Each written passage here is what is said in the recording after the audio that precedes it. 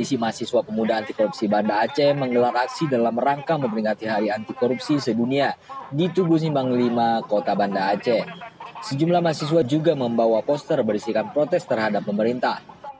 Dalam aksinya, mereka juga menuntut sejumlah hal seperti mengajak masyarakat Aceh menolak segala bentuk pelemahan terhadap KPK, mendesak Presiden RI Joko Widodo untuk segera mengeluarkan Perpu Undang-Undang KPK, meminta PLT Gubernur dan DPR Aceh menyurati dan memberikan dukungan kepada Presiden agar secepatnya mengeluarkan Perpu serta mengancam pemberian garasi dan remisi terhadap pelaku tindak pidana korupsi. Tentu saja kita tahu bahwa pemerintah kita merasa undang-undang KPK itu dilemahkan, kemudian sudah dilakukan juga judicial review undang-undang KPK, tapi itu ditolak.